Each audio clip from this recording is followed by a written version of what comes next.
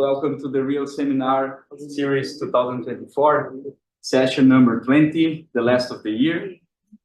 We would like to start by respectfully acknowledging the First Nation people of this country and recognize their continuing connections to their lands, waters, and communities.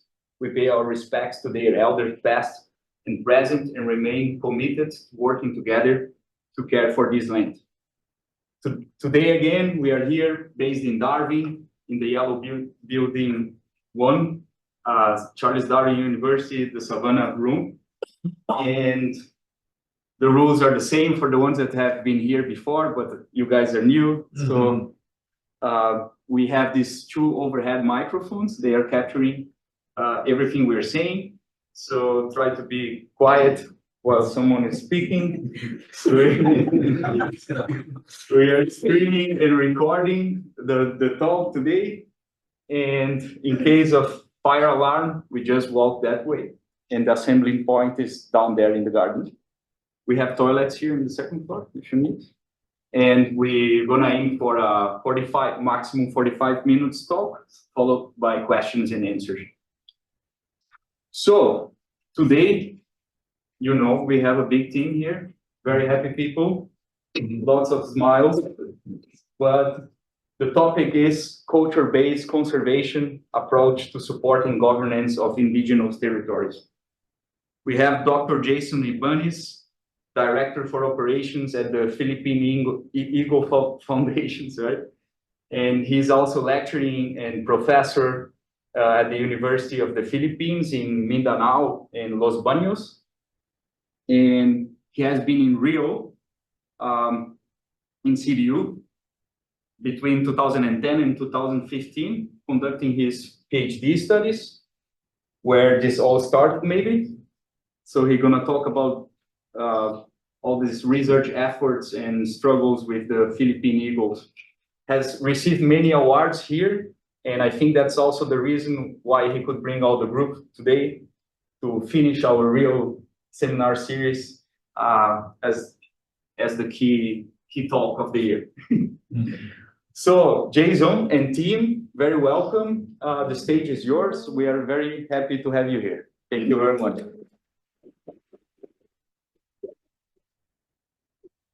Okay, thank you, Rafael, for the very kind introduction. Good morning, everyone, to those who are here at the room, and also to our guests from Zoom.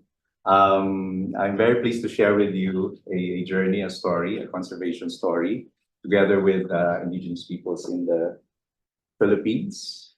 And also proud to say that this has humble roots here at RIEL,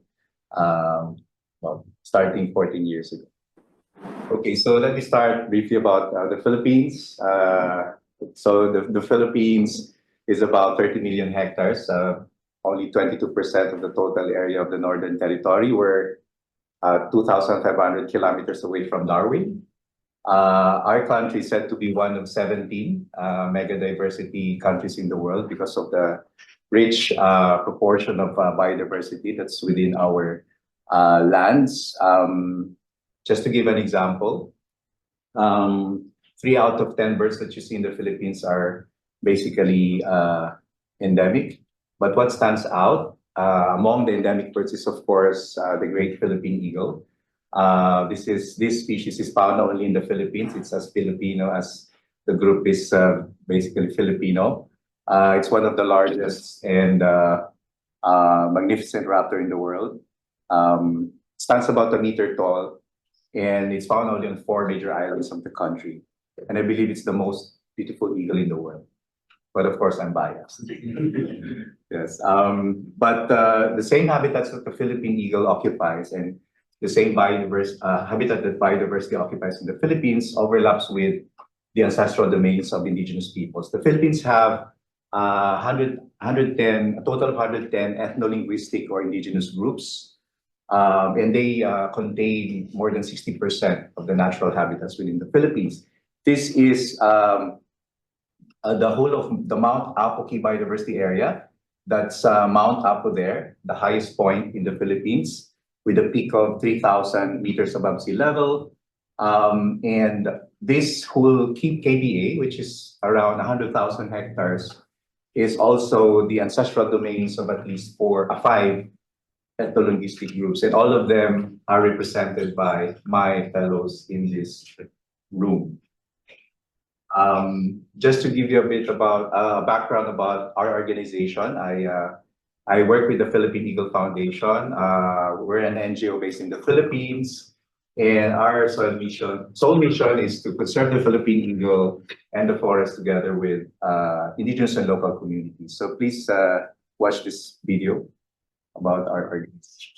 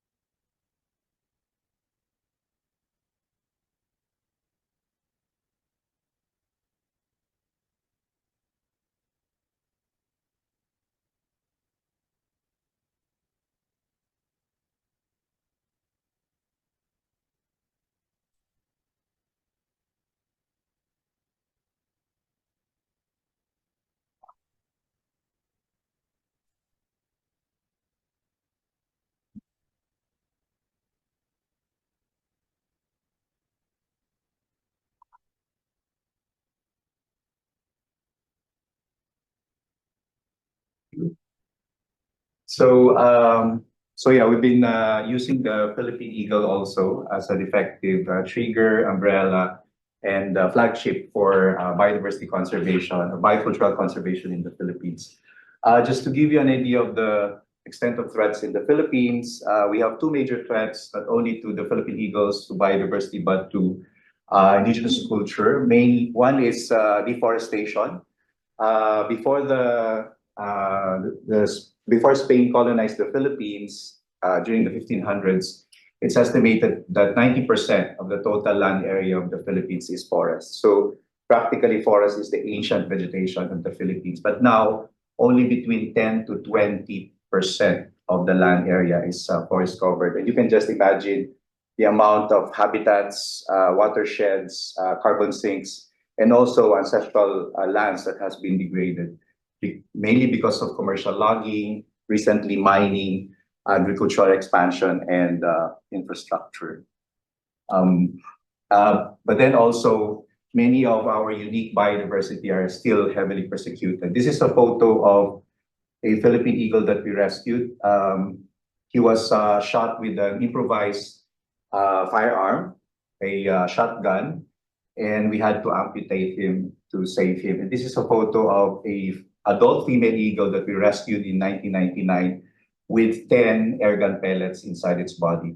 Unfortunately, firearm proliferation in the uplands and still hunting for subsistence, and in retaliation for Philippine eagles that are occasionally feeding on livestock, such as domestic pigs, are still a problem. And the worst case is that many wildlife are still killed and shot, again, because of subsistence hunting, which is driven also by both poverty and lack of awareness. But we realized that one of the solutions, a win-win solution to combating biodiversity extinction, watershed deterioration, and carbon sink loss is to work with indigenous peoples and make sure that biodiversity conservation supports culture, empowers indigenous peoples, but also bring tangible benefits to them. One of our fellows will be explaining how the National Commission on Indigenous Peoples are supporting indigenous communities with environmental services. In 2010, I started a PhD program with RIEL at CDU. And through the guidance of my mentors, I came up with the integration of science and indigenous ecological knowledge in indigenous planning and land management. And after that, we came up with this framework where we work closely with the indigenous political structure or decision makers of an ancestral domain, help them codify their rules and plans as well as their philosophies, popularize these philosophies, and get external support to the implementation of plans. Enforcement is through the rangers or the forest guards, and most importantly, generating incentives or material benefits from doing conscious conservation by the communities. And these are some of the details of the work that we do. We believe that by focusing on culture and supporting traditional custodianship of ancestral domains, we can deliver biodiversity, livelihood, as well as cultural outcomes. The Philippines' framework for strengthening indigenous governance is through what you call the 11 building blocks. And consciously, the Philippine Eagle Foundation has adopted this framework and also made sure that each activity of conservation work contributes to each of these sort of building blocks, which gives tangible evidence that indeed conservation is contributing to indigenous governance and empowerment. This map shows the extent of work that the Philippine Eagle Foundation is doing across the Philippines now.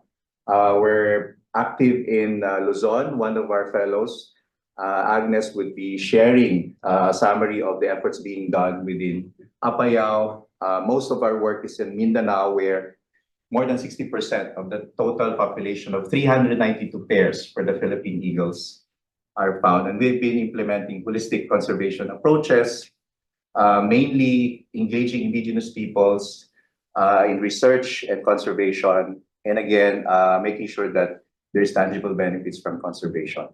I'm very pleased to share that because of our work in Apayao in northern Luzon, almost 400,000 hectares of lands, ancestral domains, were recently declared as a UNESCO Biosphere Reserve in July. And thanks to the leadership of the Indigenous ISNAG, the indigenous group found in that particular area. This map shows the extent of culture-based conservation now being undertaken at the Mount Apo Key Biodiversity Area. We're working with at least 6 ancestral domains, and each of these 6 ancestral domains host at least 1 pair of nesting Philippine eagles who are very loyal to the places where they breed. And my colleagues are the owners of these ancestral domains. And in Bukidnon, this map shows, in northern Mindanao, this map shows the extent of ancestral domains. The polygons represent ancestral domains, and we're working with 3 ancestral domains within Bukidnon. In April 2010, barely 2 months into my PhD training, Stephen told me, Jayson, you should go to Nulunboy and meet with the Dimoro Rangers. I didn't know why he's sending me there, but now after doing the internship, I realized that it was really a very important input also to experiential learning. And again, 14 years later, our organization organized a similar Indigenous Ranger program in the Philippines, and we're now working with 700 forest guards in 14 communities across the Philippines. And my colleagues here, we have 9 Indigenous leaders from 7 Indigenous groups, and I'm also joined by our culture-based conservation manager, Jimbea. She's in charge of the program. We're here to continue that learning and then hopefully establish cultural linkage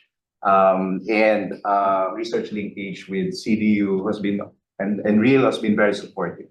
So at this stage, let me call my colleagues to share with you what they have been doing in their respective ancestral domains. Let me call Ma'am Melinda, please. Good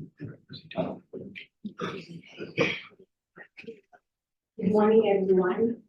With respect to the Charles Darwin University staff program, and I would like to extend my gratitude for extending this program to us, especially the indigenous peoples of the Philippines.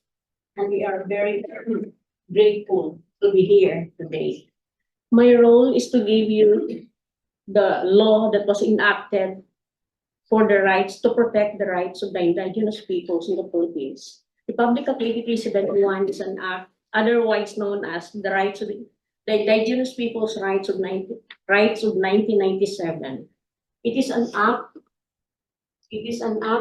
to protect, promote, and respect the indigenous peoples of the Philippines. Embedded in it is the creation of the National Commission on Indigenous Peoples, where I am one of the employees. Embedded also in this act are the four bundles of rights. One is the rights to ancestral domain. Then we also have the rights to self-governance and empowerment. Then we also have the rights to social justice and human rights, and the rights to cultural integrity. To give you an overview on what is ancestral domain, ancestral domain is clearly defined in this law that it refers to the generally belonging to the ICC's indigenous cultural communities or indigenous peoples comprising the lands, inland waters, coastal areas, and natural resources therein, held under the claim of ownership, occupied and possessed by the ICCs and IPs by themselves or through their ancestors, commonly or individually since time immemorial, continuously to the present, except when interrupted by law, war, or force majeure, or displacement by force, deceit, steal, or as a consequence of government projects or any other voluntary dealings entered into by the government and private individuals and corporations, and which are necessary to ensure their economic, social, and cultural welfare. This is one of the supported ancestral domain. It is an ongoing process that we process in NCIP.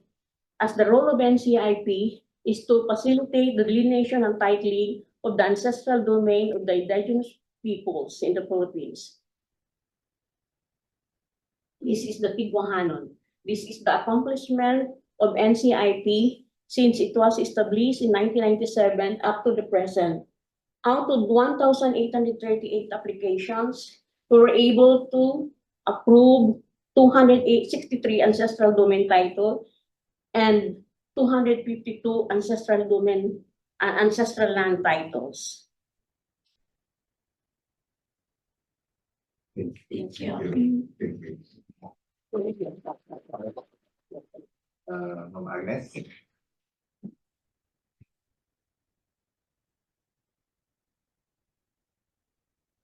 Good morning, everyone. A culture-based system of protecting our environment is LAPAT system. This doesn't only preserve the culture and traditions of the Snag ethnic group, but will restore the environment. At its core, the system embodies the Snag community's deep-rooted relationship with the nature as stewards of the natural resources within the ancestral domain. The philosophy reflects a profound respect for the environments which they see as both a source of life and legacy to be safeguarded for the future generations yet to come.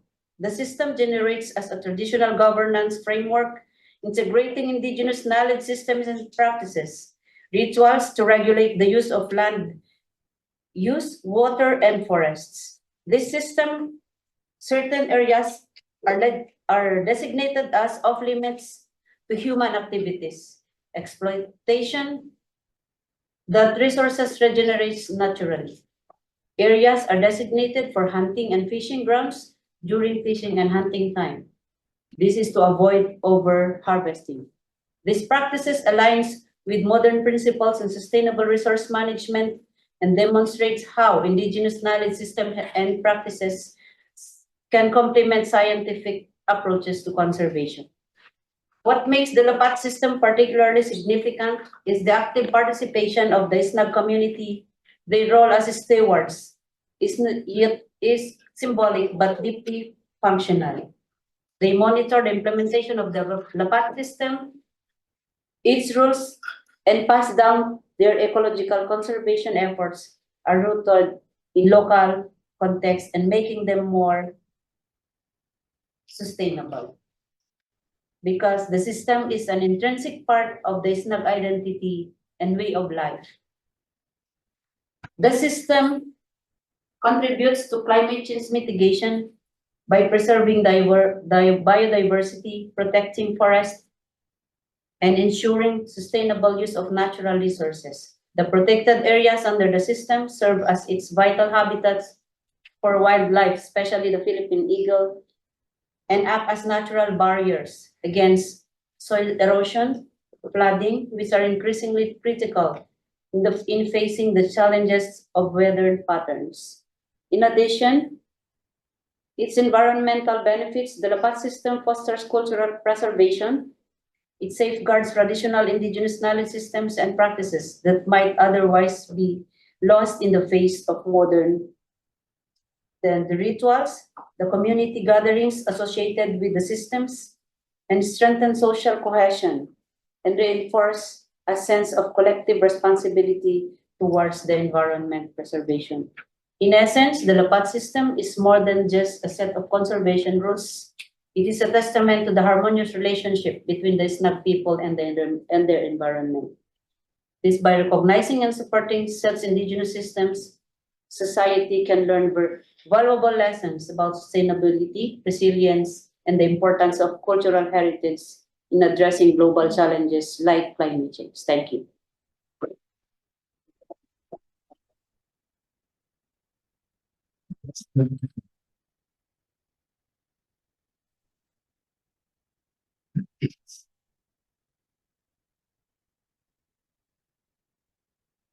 Good morning, everyone. Mapiansala my courtesy and respect to everyone that are here today. I am Mhaya Utal, proud and loved member of Tinananan Manobra in the Philippines.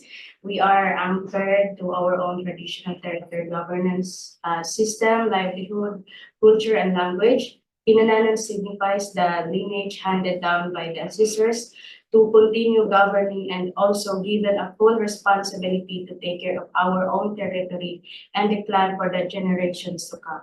Presently, the Tinananan territory is located in the province of North Cotabato, Philippines, and measuring more than 40,000 hectares.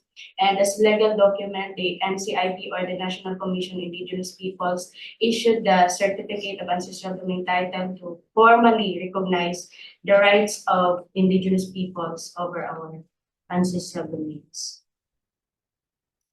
We have our own indigenous political structure governance headed by the supreme leader called the Patuan, leader of the entire tribe within its territory connected by blood to the ancestors who led the territory in ancient times. The title is given to someone recognized by the tribe or the exceptional qualities in governance and cultural divine insight, also referred to as Doctor of Customary Laws. Its rules is to resolve all conflicts emanating from violations of all customs and traditions of the community, and another rule is to formulate and implement system for the protection and conservation of the flora and fauna, watershed areas, sacred places, and all other objects of rituals and ecological importance in accordance with our IPSP or the Indigenous Knowledge System and Practices and Customary Laws.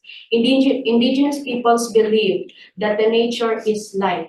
It is our home that gives us fresh air, water, provides us food, shelter, clothing, and medicine. We believe that we have often shared a deep interconnected relationship with nature that is rooted in our traditions, cultures, and spiritual beliefs. To realize these rules, we established the Limlimuan policy, a conservation initiative focusing to protect, restore, and sustainably manage natural and cultural resources for the benefit of present and future generations. The term Limlimuan is from the Tinananan language that means an item is sacred, valuable, unique, and should not be neglected, wasted, damaged, and sold. The Limlimuan covers the whole ancestral domain mountains, rivers, caves, lakes, burial sites, and other entities involved in the history of the elders, tribe, and territory. To strengthen the protection of the Limlimuan, the leaders agreed on the importance of Limlimuan that is located in the ancestral domain. The agreement was headed by the Tribal Council to show the unified steps that should be taken to protect the biodiversity inside the Limlimuan. The Limlimuan Council was organized to reinforce the protection and to determine who will lead in resolving issues in the Limlimuan in accordance to customary laws and indigenous political structure. The Bantay Limlimuan and the council are tasked with responsibilities to preserve the environment and to guard the declared sacrifices. And as a youth with a vision, I commit to support and make this program more effective because I believe that we are the critical agents of change in conservation initiative with this society can ensure more resilient ecosystem and sustainable future. Thanks.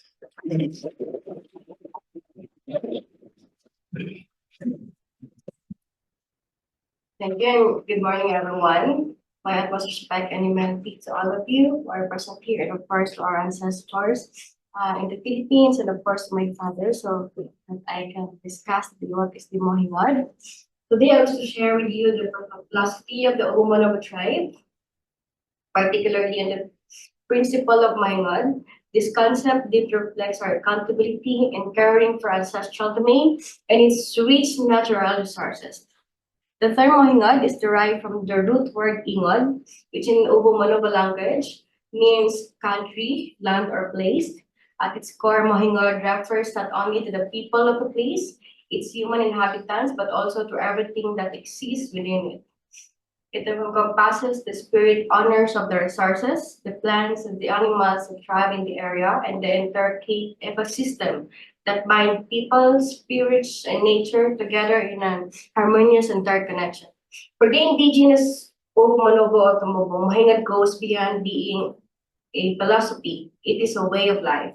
It emphasizes our tribe accountability and transparency in protecting and managing the ancestral domain, particularly the watershed. These watershed serve as a vital sources of water for both domestic and industrial use by the citizens of Davao City, Philippines.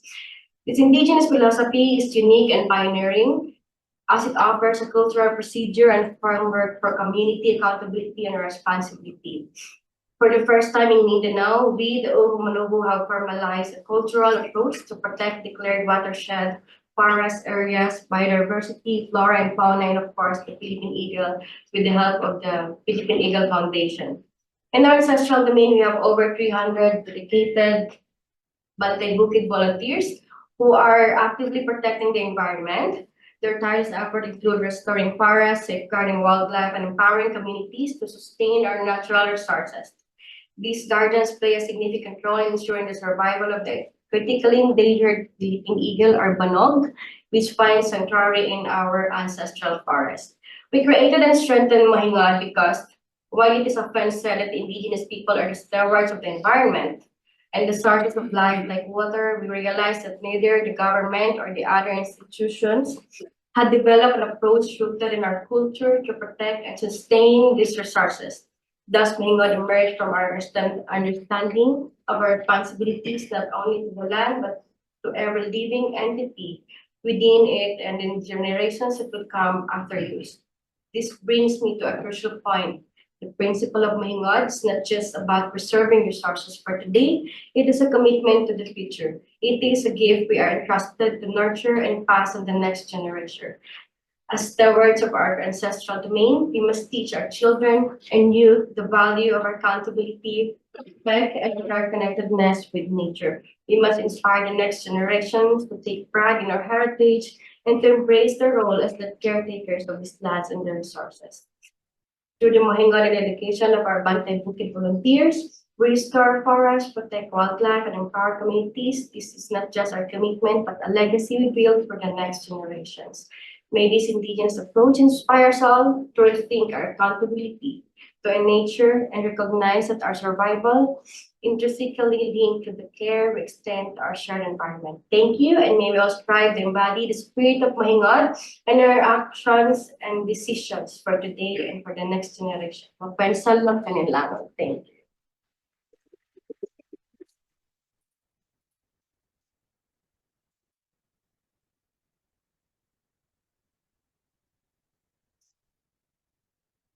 Mapian masalom, may buntag. Sa amo dito sa Tiguanon is naa dito ang among sagrado nga lugar, secret Paris. So, naa na to makita diya ang agila, tagalupad-lupad. Uban pa nga mga makita sama sa Latricia o unggoy, uban pa nga mga makita nato sa among kantarong race nga among gipikitahan sa tribo nga Tiguanon. In our land, in the Ibahanan land, it is very sacred to us, which houses diverse life. There are animals and flowers such as rafflesia and monkeys, and this is also the home of our Philippine eagles. And this gives us life, and this is located in the Pantaran Range. Sa dayuhan, napod niya makita yapon ang dutika, gatado, mga makuha na mo nga mga tambal, pinaagi sa among protektahan na agya sa among kinaiyahan, karahantod karong panahon na. Until this time, we protect our land, for this is very important to us. This is sacred to us. This is our market where we get our food. This is also our hospital where we get our medicines. That's why we are protecting it. And the Yuhan, as a sacred philosophy, it means that we should protect it and nobody must violate. So, sa Paris Guard, sa Bantay Gubat, is naapo niya ang kalumbata, patrolya sa matag bulan, o diya siya ang mga Bantay Gubat magbantay sa kalikasan sama sa mga number 1 ang agila. So dapat protektahan kaya nagkagamay na lang siya diri sa Pilipinas.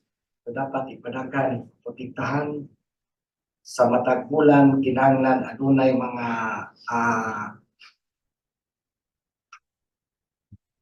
patrolya sa matag lugar sa ancestral domain nga 39,000 hectares of Tiguanon tribe. We have our forest guards, which we also monitor our forest monthly, and we always monitor the Philippine eagle in the forest. And we use the Kalumbata app, which monitors the species and the threats within our land. And we do it monthly, so we will ensure the protection of our ancestral land and the life within, especially the Philippine eagle. Thank you. Mapulang masalong. And Napaday. Sorry. Napaday ang makita na mo nga diya sa ang tribo sa Tiguanon. So naami agila nga makita diha puyo pagyo karon sa anang among lugar sa ancestral domain. as a result of their monitoring, they confirm that there are eagles living in their forest. And you can see it in the photo there. And this is also the result of their Kalumbata app, which they use. Evidently, they can map and they can locate where the nest is because of this use of this Kalumbata app. Thank you.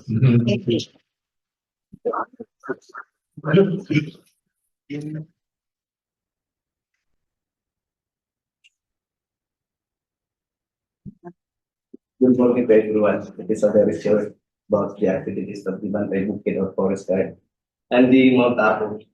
Although the Mount Apo is the highest mountain in the Philippines, They also 2,951 meters and 9,692 feet above sea level. So Mount Apo is rich of biodiversity, and also this is the same time this is the home of the 10th pair of endangered Philippine eagle. Also, the Mount Apo is a place of the indigenous people. They have also a long history about the relationship between the Mount Apo and the Philippine eagle, and the Pugoputagbawa. The relationship between the Mount Apo and the Philippine eagle. The Philippine eagle is the lord of the forest, and that they have also the responsible of the indigenous people. The responsible obligation is to protect the environment, and the guide of the indigenous people to protect, especially the development. That's the PP, the Ancestral Domain Sustainable and the Development Protection Plan. So the role of the Bantay Bukid or Forest Guard to protect the environment. It's not only to monitor the illegal activities within the ancestral domain and return monitoring, eagle monitoring, and especially establishment, nursery establishment, and conduct as of now they conduct the regular patrolling. So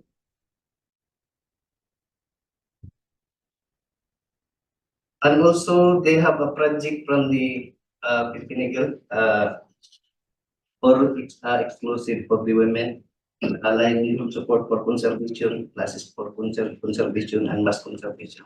It is also they have also support from the Philippine Eagle, especially technically and linkages for the local government unit of the above.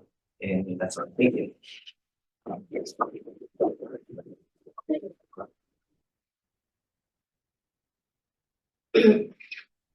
Good morning, everyone. So, growing leaders, greening planet, empowering IPU.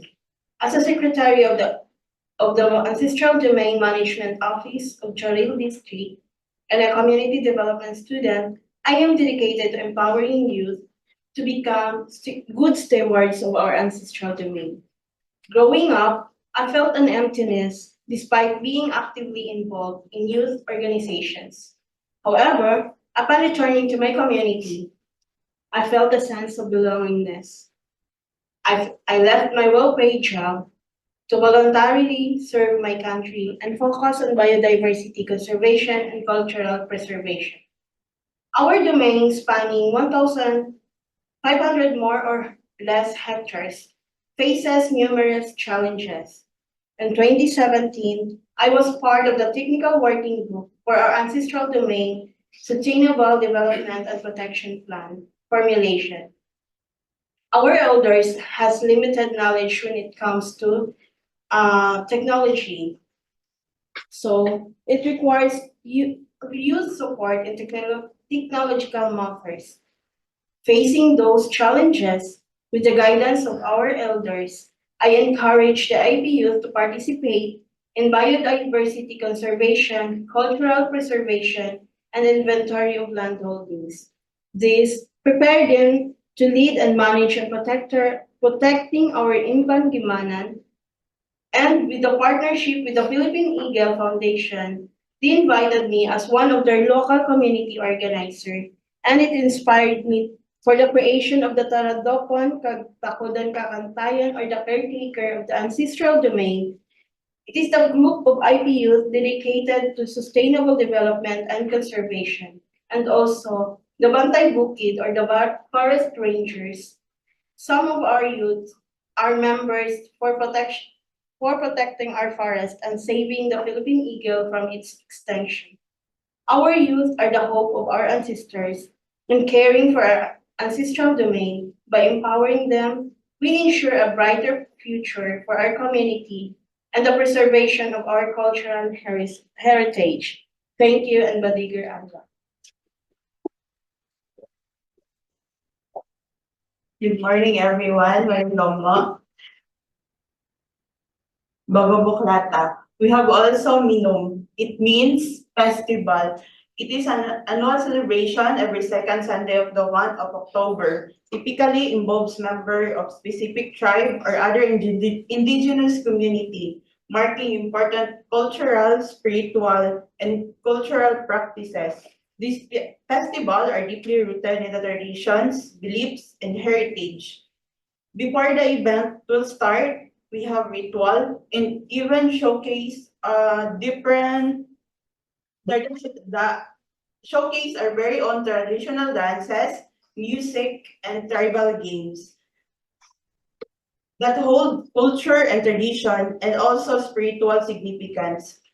Tribal Festival is more than a celebration. It is a meaningful event for us that is a vital of preserving and passing down the traditional knowledge, customs, language, and art to the second liners that are integral to the identity of the tribe, that helps maintain a connection to our ancestral roots and natural world. And we have also our literacy program. The purpose of teaching them our next generations of our own dialect is that Bago Buklata was the one who are educated, and before they don't use our own dialect because they ashamed of it because of bullying. That's why they use Bisaya as their way of communication. That's why the Hotipong Bago Buklata to Heleb, the 15 Talaukom or the 15 justices composed of tribal chieftain, elders, and council, and included by women, participation of women and youth, come up this literacy program for the young people that they can go far beyond linguistic preservation. As for us, our own dialect will be also our own identity, and keeping it alive by teaching to them our own dialect, younger generations can connect and carry forward our customs and traditions. Thank you.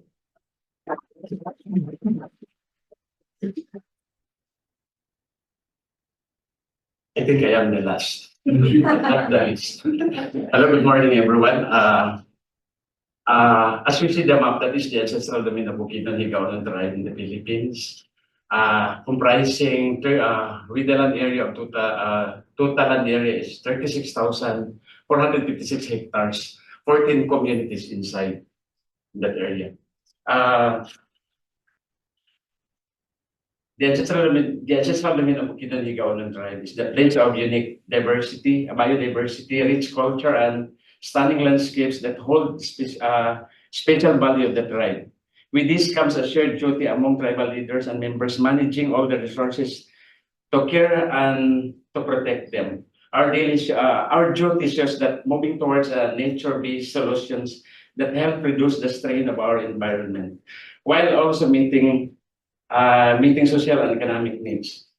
We aim to build a long-term vision for the Bukidnon and Higaonon indigenous peoples and about ways to enhance collaborations among the governments, non-government organizations, academe, business sector, and communities to bring this vision to life. Our plan aims to create a resilient economy with healthy wildlife populations are central to indigenous culture values, and a thriving indigenous people that works in harmony with nature, equipping them to meet future challenges.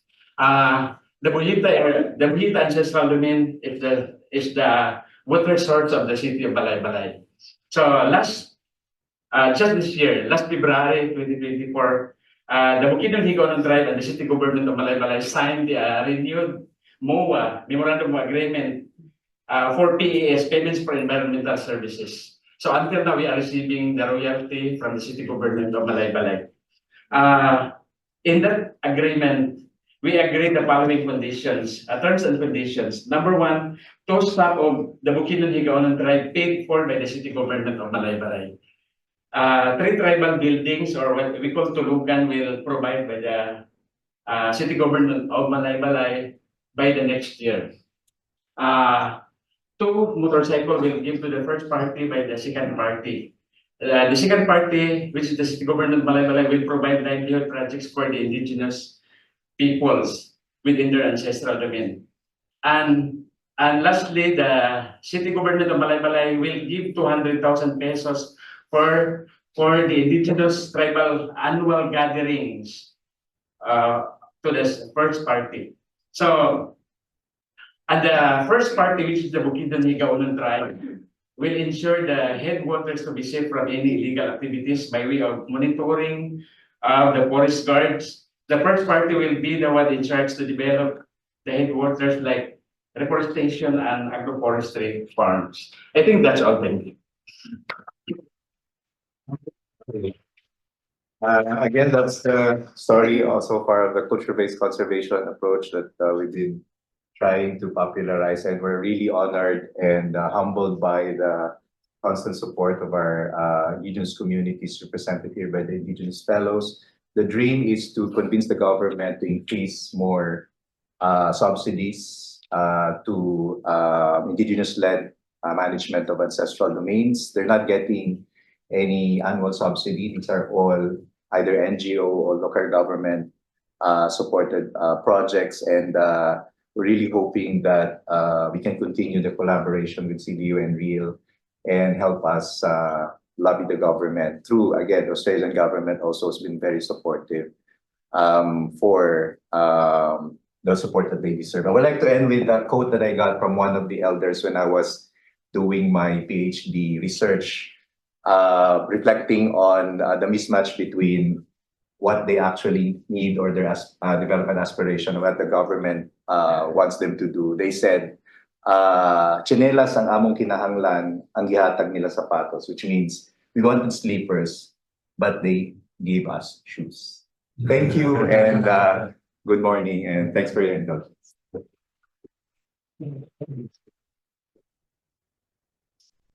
So, thank you very much for sharing your experiences and thoughts. We still have a few minutes for questions. If someone would like to start, Darwin. Thank you. Yes, it's been lovely to hear all of you having specific details about your ancestral domains. Yes, you do most of the monitoring on vertebrates. Do you do anything with non-vertebrates? Yeah, well, thank you for the question, Veronica. So far, no monitoring yet on flora, plants, and invertebrates. We decided to focus only on vertebrates because most of them have cultural values for the indigenous peoples, such as sources of food, like omen birds or omen animals. So as a pilot project, we focus only on what we've been calling cultural keystones, and those that are relatively easier to find. Yeah, definitely. How much of your budgets can payments for the ecosystem services cover? I mean, it's an exciting agreement to have. How many forest guards would say that's paid for at last?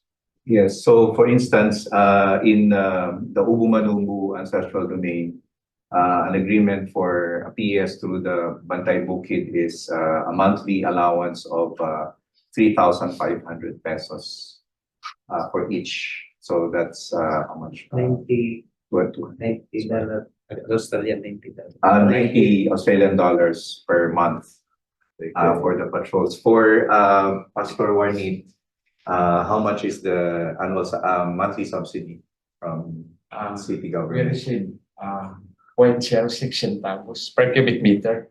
Yes. That is 32,000 pesos per month. Yes, but in general, we really think that all of these are basically tokenistic. So Yeah. we would really want to sort of help them access experts who can professionally and convince the government of the real value of the services. So we're moving towards that, finding potential partners. And again, if RIEL is interested to help us with this, we would really appreciate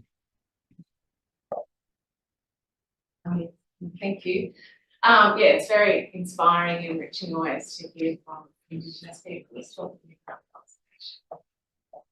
rich culture and connection, respect for nature and life that gives you. Just thinking about the introduction to Indigenous protected areas in Australia, how does that kind of compare to the ancestral lands and land management on that? Is that recognised in any sort of official way as part of the reserve system? Yeah, no, thanks for that question. There's a movement for the Indigenous organizations and practitioners, development practitioners, to get the ICCA as a Indigenous and Community Conserved Areas as an official protected area in the Philippines. There's a pending bill in the Congress.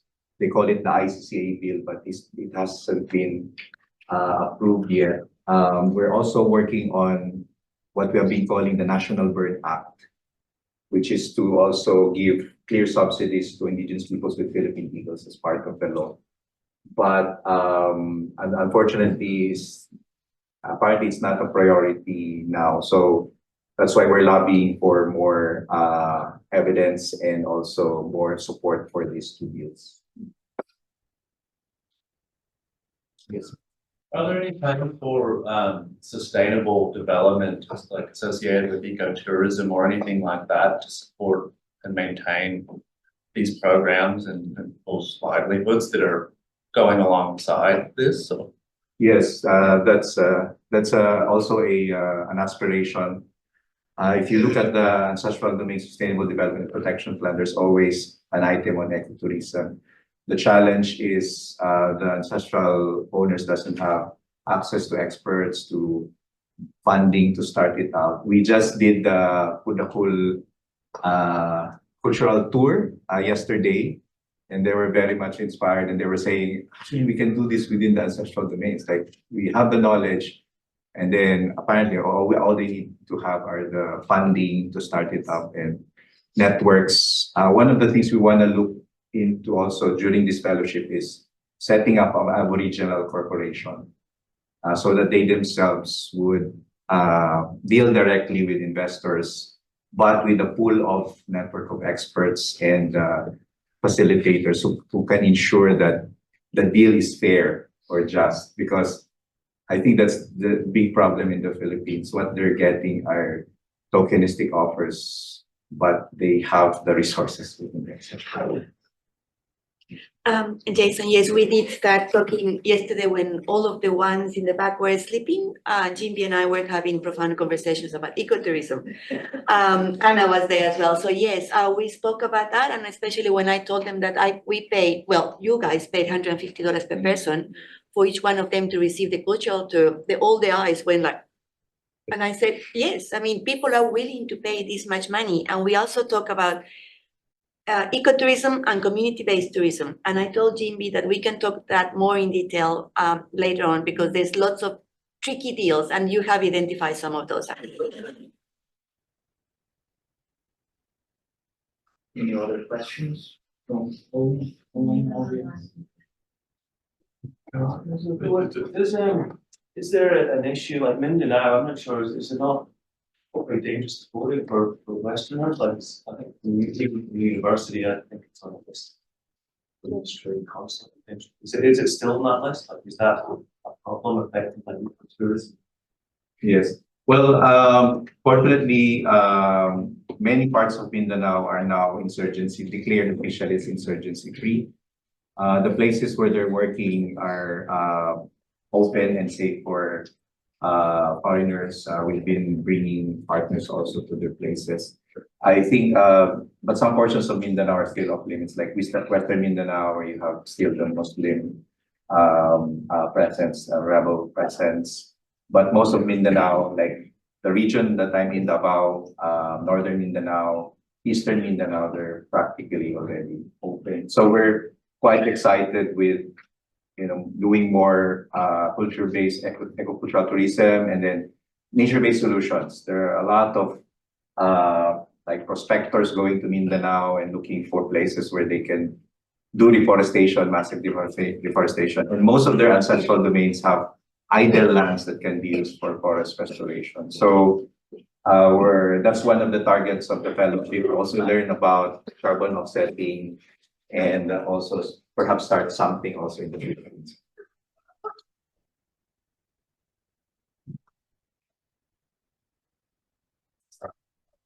I was just going to do a couple of super quick thank yous before we've got morning tea up in yellow too, as usual. First up, just for today's seminar, I wanted to say thanks to Jayson and all the presenters. It's been fantastic having you here, and it sounds cliche, but really inspiring seeing what you do, and source of pride to know that the NT is part of the seed of some of the work that you've been doing. So, and for those who don't know, they're all heading up to northeastern Arnhem Land Sunday this weekend for a week or so. So it'd be fantastic to hear about the connections you make up there, and hopefully it's a fantastic group. Anyway, here's a small gift, and everyone else, just so you know, they're actually chocolates and shareable, so make sure he doesn't vanish off them.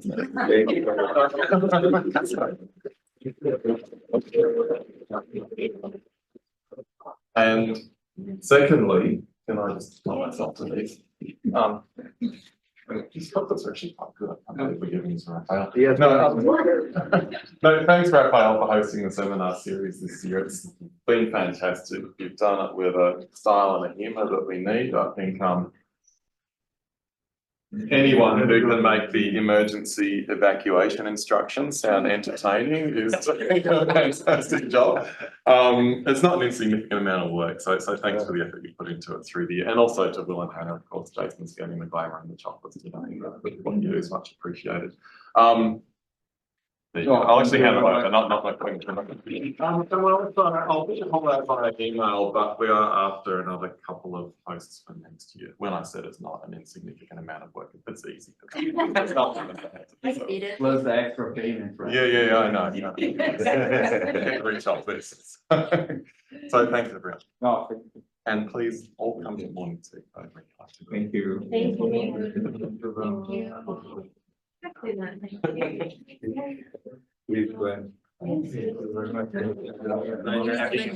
Yes, I have the John's one.